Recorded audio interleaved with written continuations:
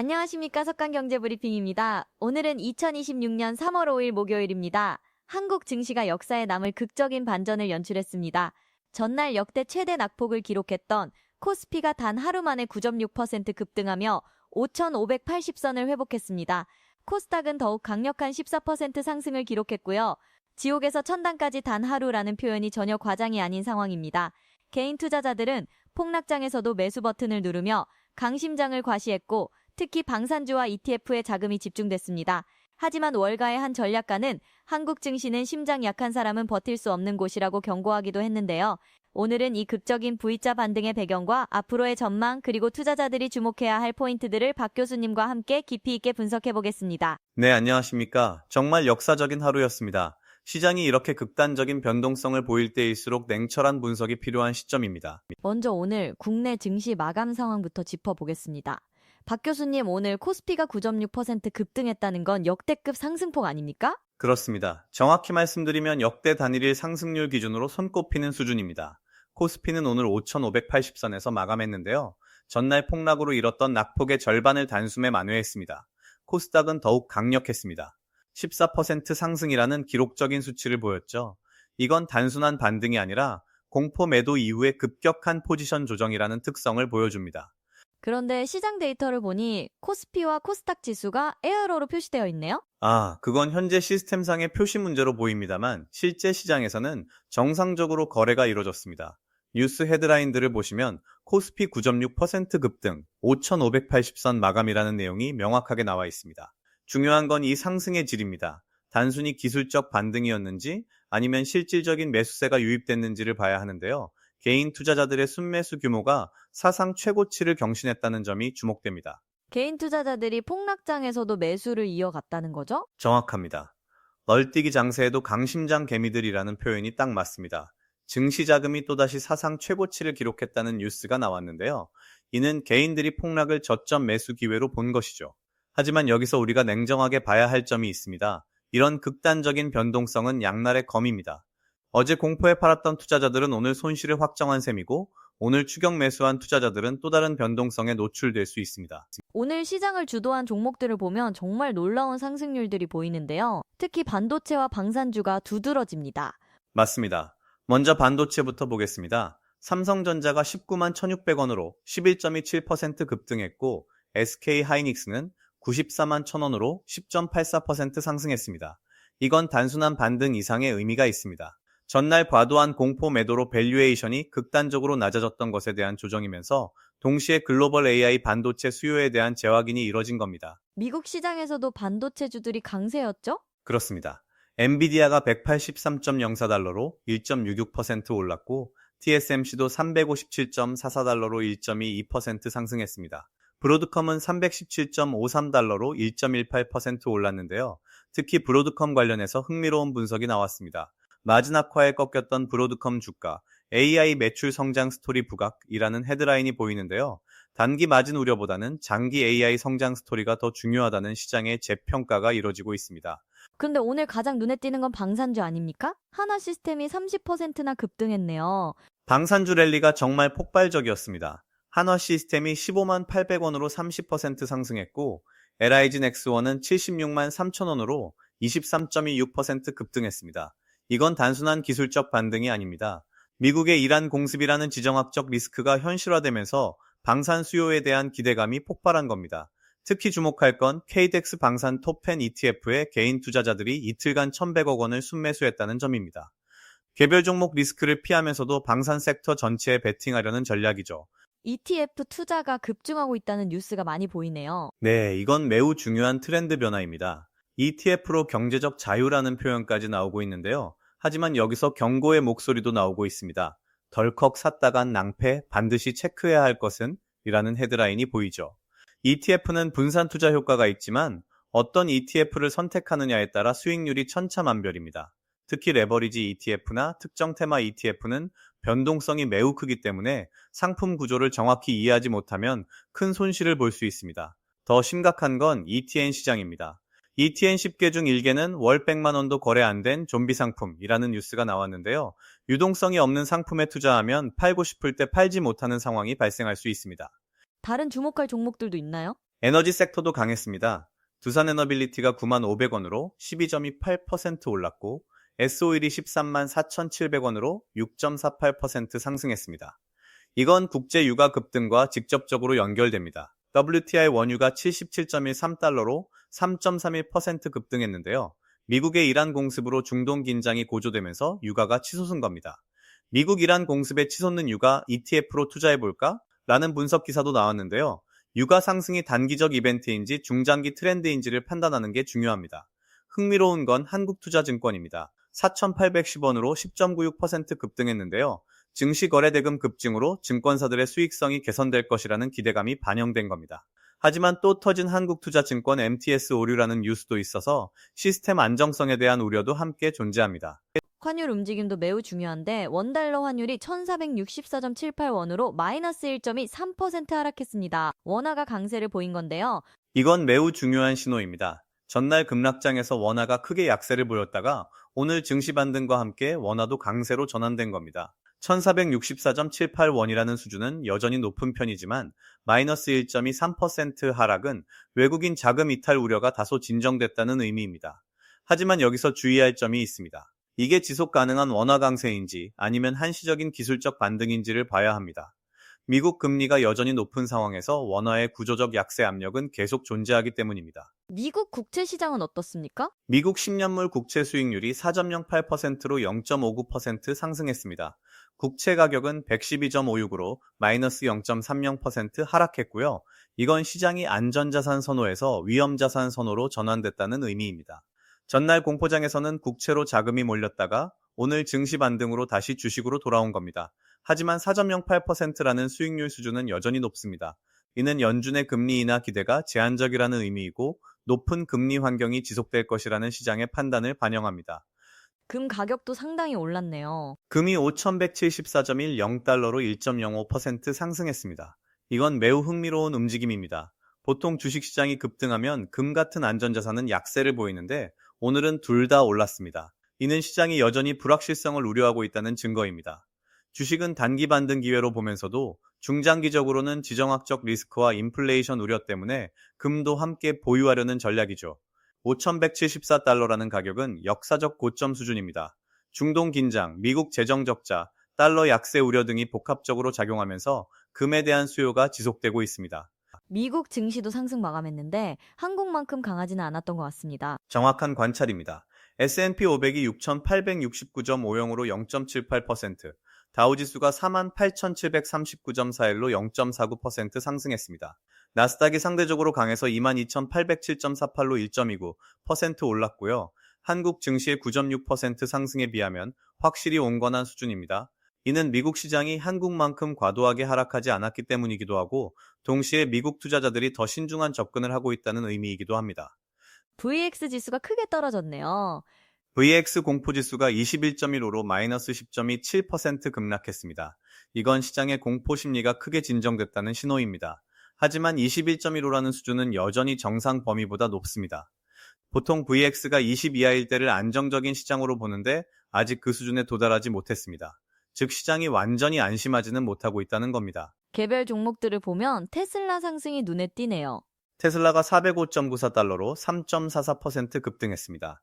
애플은 262.52달러로 마이너스 0.47% 소폭 하락했고요. 테슬라의 강세는 전기차 업종 전반에 대한 재평가와 함께 일론 머스크의 다양한 사업 포트폴리오에 대한 기대감이 반영된 것으로 보입니다. 특히 AI와 로보틱스 분야에서의 가능성이 주목받고 있습니다. 반면 애플의 약세는 아이폰 판매 둔화 우려가 계속되고 있기 때문입니다. 중국 시장에서의 경쟁 심화도 부담 요인입니다. 외국인이 반등장에서 먼저 튈 수도 있는 종목들을 몰래 샀다는 분석도 있던데요. 매우 중요한 포인트입니다. 외국인들이 25조 원을 순매도했다가 저점에서 일부 종목을 다시 매수하기 시작했다는 분석인데요. 이들이 주목한 건 실적이 견조하면서도 밸류에이션이 과도하게 낮아진 종목들입니다. 특히 반도체, 2차 전지, 일부 화학주들이 그 대상으로 거론됩니다. 외국인들은 감정적으로 움직이지 않습니다. 철저하게 밸류에이션과 펀더멘털을 보고 움직이기 때문에 이들의 매수 종목을 추적하는 건 중요한 투자 전략이 될 수 있습니다. 오늘 가장 큰 화제는 역시 역대급 V자 반등인데요. 지옥에서 천당까지 단 하루라는 표현이 정말 적절해 보입니다. 이 극적인 반전의 배경을 좀 더 깊이 분석해 주시겠습니까? 이번 V자 반등은 여러 요인이 복합적으로 작용한 결과입니다. 첫째, 전날 낙폭이 과도했다는 점입니다. 공포 매도가 펀더멘털을 넘어서는 수준까지 진행됐고, 이는 필연적으로 기술적 반등을 불러올 수밖에 없었습니다. 둘째, 개인 투자자들의 저점 매수가 강력했습니다. 널뛰기 장세에도 강심장 개미들, 증시자금, 또 사상 최고치라는 헤드라인이 이를 잘 보여줍니다. 개인들이 폭락을 기회로 본 겁니다. 셋째, 외국인과 기관의 포지션 조정입니다. 과도하게 숏 포지션을 잡았던 세력들이 손실 확대를 막기 위해 숏 커버링에 나섰고, 이게 상승을 가속화시켰습니다. 넷째, 글로벌 증시의 안정입니다. 미국 증시가 추가 하락 없이 안정을 찾으면서 한국 시장도 심리적 안정을 되찾았습니다. 그런데 이런 극단적인 변동성에 대해 우려의 목소리도 나오고 있습니다. 맞습니다. 우울과 매크로 전략가의 경고, 한국 증시 심리학자가 버틸 수 없는 곳이라는 표현이 나왔는데요. 이건 단순한 비유가 아닙니다. 한국 증시의 변동성이 주요 선진국 시장에 비해 월등히 높다는 건 구조적인 문제입니다. 외국인 비중이 높고 개인 투자자들의 단기 매매 성향이 강하며 프로그램 매매와 알고리즘 트레이딩이 변동성을 증폭시킵니다. 폭락 후 급등, 한국 증시 심장 약한 사람은 못 버텨 라는 표현이 나올 정도로 이런 변동성은 장기 투자자들에게도 심리적 부담이 큽니다. 롤러코스터 증시의 혼비백산 개미들, 그래서 지금 살까 말까? 라는 고민이 많을 것 같은데요. 이게 바로 핵심 질문입니다. 지금 시점에서의 투자 전략은 매우 신중해야 합니다. 첫째, 단기 추격 매수는 위험합니다. 오늘 9.6% 급등 이후에 추격 매수하면 다시 조정이 올 때 큰 손실을 볼 수 있습니다. 둘째, 그렇다고 완전히 관망만 할 필요는 없습니다. 분할 매수 전략으로 접근하되 변동성이 큰 만큼 포지션 크기를 줄이는 게 중요합니다. 셋째, ETF를 활용한 분산 투자를 고려할 수 있습니다. 하지만 앞서 말씀드린 것처럼 ETF도 상품 구조를 정확히 이해해야 합니다. 넷째, 방어적인 종목 선택이 필요합니다. 실적이 견조하고 배당이 안정적인 종목 또는 구조적 성장 스토리가 명확한 종목에 집중하는 게 좋습니다. 시장 구조 개선에 대한 논의도 뜨겁습니다. 특히 24시간 주식 거래 도입 문제가 논란이네요. 증시 활성화대 시장 망치는 독단, 24시간 주식 거래의 갈등 격화라는 헤드라인이 이 논쟁을 잘 보여줍니다. 찬성 측은 글로벌 스탠다드에 맞추고 투자자 편의를 높여야 한다고 주장합니다. 미국 시장 마감 후 한국 시장이 열리기 전까지의 공백 시간에 대응할 수 있다는 것이죠. 반대 측은 변동성이 더 커질 수 있고 개인 투자자들이 더 많은 손실을 볼 수 있다고 우려합니다. 또한 시장 감시와 불공정 거래 적발이 어려워진다는 지적도 있습니다. 제 생각에는 단계적 접근이 필요합니다. 우선 프리마켓과 애프터마켓 시간을 점진적으로 확대하고 시스템 안정성과 투자자 보호 장치를 충분히 마련한 후에 본격적인 24시간 거래를 검토하는 게 바람직합니다. 증권사 시스템 문제도 계속 지적되고 있습니다. 또 터진 한국투자증권 MTS 오류, 반복되는 전산 사고의 투자자 분통이라는 뉴스가 나왔는데요. 이건 매우 심각한 문제입니다. 특히 오늘 같은 급등락장에서 시스템 오류로 매매를 못하면 투자자들의 손실이 막대할 수 있습니다. 증권사들은 거래 수수료로 막대한 수익을 올리면서도 시스템 투자는 소홀히 하고 있다는 비판이 나오는 이유입니다. 금융당국은 시스템 안정성을 증권사 평가에 더 강력하게 반영하고 반복적인 장애를 일으키는 증권사에 대해서는 제재를 강화해야 합니다. 기업 지배구조 개선 문제도 계속 화두입니다. 자사주 취득 포기하고 소각 로드맵 수립해야 라는 주장이 나왔는데요. 이건 밸류업 프로그램의 핵심 이슈입니다. 많은 기업들이 자사주를 매입하지만 소각하지 않고 보유만 하는 경우가 많습니다. 이는 주주가치 제고 효과가 제한적입니다. 자사주를 소각해야 유통 주식수가 줄어들고 주당 가치가 실질적으로 상승합니다. 또한 소각 로드맵을 명확히 제시해야 투자자들이 신뢰할 수 있습니다. 단발성 이벤트가 아니라 지속 가능한 주주 환원 정책이 필요한 시점입니다. 모험 자본 활성화 방안도 나왔다고요? 비상장 코스닥의 모험 자본 푼다, 최소 모집액 300억 원이라는 뉴스입니다. 이건 벤처 생태계 활성화를 위한 긍정적인 움직임입니다. 혁신 기업들이 성장하려면 초기 단계에서 충분한 자금을 조달할 수 있어야 합니다. 하지만 현재는 코스닥 상장 요건이 까다롭고 비상장 시장의 유동성이 부족해서 모험 자본이 제대로 작동하지 못하고 있습니다. 최소 모집액을 300억 원으로 설정한 건 일정 규모 이상의 펀드만 운용하게 해서 전문성을 높이겠다는 취지입니다.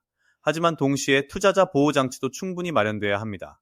국제 정세가 시장에 미치는 영향도 큰데 미국에 이란 공습 소식이 있다 보니 이제 제작 기간이 좀 오래 걸렸을 것 같은데 어떻게 된 아이디어일까요? 아니 근데 여기도 살짝 나요. 맡아봐요. 약간 그 나무 냄새가 살짝 나는데 국제 정세가 시장에 미치는 영향도 큰데 미국의 이란 공습 소식이 있었죠? 네, 이게 오늘 유가 급등의 직접적인 원인입니다. 미국이 이란을 공습하면서 중동 긴장이 급격히 고조됐고 WTI 원유가 77.13달러로 3.31% 급등했습니다.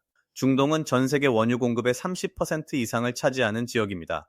이란과의 군사적 충돌이 확대되면 호르무즈 해협 봉쇄 같은 극단적 시나리오까지 우려되는 상황이죠. 단기적으로는 유가 상승이 에너지 기업들에게 호재이지만 중장기적으로는 글로벌 인플레이션을 자극해서 경기 둔화를 가져올 수 있습니다. 특히 한국처럼 에너지 수입 의존도가 높은 나라는 무역 수지 악화와 물가 상승 압력을 받게 됩니다. 미국 이란 공습에 치솟는 유가 ETF로 투자해볼까라는 분석도 있던데요. 유가 연동 ETF 투자를 고려하는 투자자들이 늘고 있는데 여기서 주의할 점이 있습니다. 첫째, 유가는 지정학적 리스크에 매우 민감하기 때문에 변동성이 큽니다. 중동 긴장이 완화되면 급락할 수 있습니다. 둘째, 원유 선물 ETF는 롤오버 비용이 발생합니다. 선물 만기가 돌아올 때마다 다음 달 물로 갈아타야 하는데 이 과정에서 비용이 발생하고 장기 보유 시 수익률이 실제 유가 상승률보다 낮을 수 있습니다. 셋째, 유가가 아니라 에너지 기업 주식에 투자하는 것도 대안입니다. S오일이나 두산에너빌리티 같은 종목들이 오늘 강세를 보인 것처럼 유가 상승의 수혜를 직접 받는 기업들에 투자하는 방법도 있습니다. 세계 최대 이동통신 박람회에서 주목받은 기술들도 있다고요? 돈이 보인다. 세계 최대 이통 박람회가 점찍은 대세 기술이라는 분석이 나왔는데요.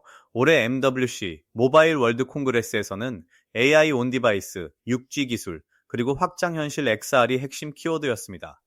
특히 AI 온 디바이스는 스마트폰 자체에서 AI 연산을 처리하는 기술인데 이게 상용화되면 반도체 수요가 폭발적으로 증가할 것으로 예상됩니다. 삼성전자와 SK하이닉스가 이 분야에서 핵심 공급자 역할을 하고 있어서 중장기적으로 긍정적입니다.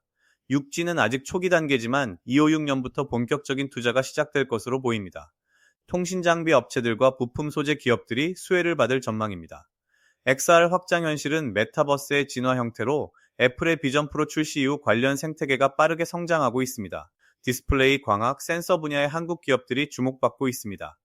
이런 기술 트렌드가 투자 전략에 어떤 시사점을 줍니까? 단기 변동성에 흔들리지 않고 중장기 성장 스토리에 집중해야 한다는 겁니다. 오늘 같은 급등락장에서는 감정적으로 대응하기 쉽지만 진짜 돈을 버는 건 구조적 성장 트렌드를 일찍 포착하고 인내심 있게 투자하는 사람들입니다. AI 반도체, 2차 전지, 바이오, 방산, 이 네 가지 섹터는 한국이 글로벌 경쟁력을 가진 분야이면서 동시에 장기 성장성이 확실한 영역입니다. 단기 조정을 분할 매수 기회로 활용하는 전략이 유효합니다. 암호화폐 시장은 어떻습니까? 비트코인이 소폭 하락했네요. 비트코인이 72,559.30달러로 마이너스 0.1% 하락했습니다. 주식시장이 급등했는데도 비트코인은 보합권에 머문 건 흥미로운 현상입니다. 이는 암호화폐 시장이 나름의 독자적인 흐름을 가지고 있다는 의미입니다. 최근 비트코인은 7만 달러에서 7만 5천 달러 사이에서 박스권 움직임을 보이고 있는데요. 방향성을 찾지 못하고 있는 상황입니다. 상승 요인으로는 기관 투자자들의 비트코인 ETF 매수가 지속되고 있다는 점, 그리고 반감기 이후 공급 감소 효과가 있습니다. 하락 요인으로는 미국 SEC의 규제 강화 움직임, 높은 금리 환경에서 위험자산 선호도 감소, 그리고 일부 대형 거래소의 유동성 문제 등이 있습니다. 지금 비트코인에 투자하는 건 어떻게 보십니까? 비트코인은 여전히 고위험 고수익 자산입니다. 포트폴리오의 소수 비중, 예를 들어 5%에서 10% 정도만 배분하는 게 적절합니다. 7만 달러 수준은 역사적으로 보면 높은 편이지만 장기 투자자 관점에서는 여전히 상승 여력이 있다고 보는 시각도 많습니다. 특히 법정화폐의 가치 하락과 인플레이션 해지 수단으로서의 역할은 계속될 것으로 보입니다. 다만 단기 변동성이 매우 크기 때문에 손실을 감당할 수 있는 여유 자금으로만 투자해야 합니다. 레버리지는 절대 사용하지 말아야 하고요. 앞으로 주목해야 할 일정들이 있을까요? 이번 주 금요일인 3월 6일에 미국 고용지표가 발표됩니다. 비농업 고용과 실업률이 나오는데 이게 연준의 금리 정책 방향을 가늠하는 핵심 지표입니다. 고용이 예상보다 강하게 나오면 금리 인하 기대가 후퇴하면서 증시에 부담이 될 수 있고 반대로 고용이 약하게 나오면 경기 둔화 우려가 커질 수 있습니다. 적정 수준의 고용 둔화가 시장에는 가장 좋은 시나리오입니다. 다음 주에는 중국 양회가 열립니다. 중국 정부의 경기 부양책 규모와 성장률 목표가 발표되는데 이게 한국 수출 기업들에게 직접적인 영향을 미칩니다. 3월 중순에는 한국은행 금통위가 있습니다. 기준금리 동결이 유력하지만 총재의 발언에서 향후 금리 경로에 대한 힌트를 얻을 수 있습니다. 3월 말에는 분기 말 리밸런싱이 있습니다. 기관과 외국인들의 포트폴리오 조정이 일어나면서 변동성이 커질 수 있는 시기입니다. 지금 시점에서 투자자들이 취해야 할 전략을 정리해 주시겠습니까? 네, 5가지로 정리하겠습니다. 첫째, 변동성을 받아들이십시오. 한국 증시는 구조적으로 변동성이 높습니다. 이를 위험이 아니라 기회로 보는 관점의 전환이 필요합니다. 단, 감당할 수 있는 수준의 포지션만 유지해야 합니다. 둘째, 분할 매수 전략을 사용하십시오. 오늘 같은 급등일에 한 번에 몰빵하지 말고 향후 조정 시를 대비해서 탄약을 남겨두어야 합니다. 저점을 정확히 맞추는 건 불가능하니 구간별로 나눠서 매수하는 게 현명합니다. 셋째, 섹터 분산을 하십시오. 반도체만 또는 방산만 집중하지 말고 여러 섹터에 분산해서 특정 업종 리스크를 줄여야 합니다. 성장주와 가치주, 공격주와 방어주를 적절히 섞는 게 좋습니다. 넷째, ETF를 활용하되 상품을 정확히 이해하십시오. 레버리지 ETF는 단기 트레이딩 용도이지 장기 보유 상품이 아닙니다. ETN의 경우 유동성을 반드시 확인해야 합니다. 월 거래량이 100만 원도 안 되는 좀비 상품은 피해야 합니다. 다섯째, 장기 투자 관점을 유지하십시오. 오늘 9.6% 올랐다고, 내일 다시 떨어진다고 일희일비하지 마십시오. 좋은 기업을 적정 가격에 사서 오래 보유하는 게 결국 가장 확실한 수익 방법입니다. 총수님 돌아오셨군요. 어제 탈 걸 급반등 코스피의 총수밈 진화라는 재밌는 표현도 있던데요. 하하, 네. 인터넷 커뮤니티에서는 시장이 급등하면 총수님이 돌아오셨다, 급락하면 총수님이 떠나셨다는 밈이 유행하고 있습니다. 이건 시장을 의인화해서 표현하는 일종의 유머인데요. 이런 밈이 유행한다는 것 자체가 한국 증시의 극단적 변동성을 보여주는 방증입니다. 투자자들이 이 변동성을 유머로 승화시키는 건 좋지만 실제 투자에서는 감정을 배제하고 냉철하게 접근해야 합니다. 어제 탈 거리라는 표현처럼 저점에서 패닉셀을 하고 후회하는 투자자들이 많습니다. 이런 실수를 반복하지 않으려면 애초에 자신의 위험 감내 수준에 맞는 포지션을 유지하고 손절 라인과 목표가를 명확히 설정해야 합니다. 마지막으로 당부 말씀 부탁드립니다. 오늘 같은 급등장은 기분이 좋지만 동시에 위험한 순간이기도 합니다. 급등 이후에는 차익 실현 매물이 나올 수 있고 다시 조정을 받을 가능성도 있습니다. 중요한 건 시장의 단기 움직임에 흔들리지 않고 자신만의 투자 원칙을 지키는 겁니다. 남들이 공포에 떨 때 탐욕을 부리고 남들이 탐욕에 빠질 때 공포를 느끼라는 워렌 버핏의 말을 기억하십시오. 지금은 조심스럽게 낙관하되 항상 최악의 시나리오에 대비하는 자세가 필요합니다. 현금 비중을 적정 수준 유지하고 절대 빚내서 투자하지 마십시오. 한국 증시는 분명 저평가되어 있고 장기적으로는 상승할 가능성이 높습니다. 하지만 그 과정에서 오늘 같은 급등락이 반복될 것이고 이를 견딜 수 있는 투자자만이 최종 승자가 될 것입니다. 오늘 정말 많은 내용을 다뤘습니다. 역대급 V자 반등의 의미와 배경, 그리고 앞으로의 투자 전략까지 박 교수님과 함께 깊이 있게 살펴봤는데요. 핵심을 정리하면 오늘의 9.6% 급등은 반가운 일이지만 이것이 변동성의 끝을 의미하지는 않는다는 점입니다. 앞으로도 등락을 반복할 가능성이 높고 투자자들은 이에 대비한 전략이 필요합니다. 분할 매수, 섹터 분산, 그리고 장기 투자 관점 유지, 이 세 가지만 기억하셔도 오늘 방송을 헛듣지 않으신 겁니다. 내일은 금요일이고 미국 고용지표 발표가 예정되어 있습니다. 이 결과에 따라 다음 주 시장 흐름이 결정될 수 있으니 주말 동안 충분히 분석하고 대비하시기 바랍니다. 님, 오늘도 귀한 말씀 감사드립니다. 지금까지 석강 경제브리핑이었습니다. 내일 더 알찬 내용으로 찾아뵙겠습니다. 감사합니다.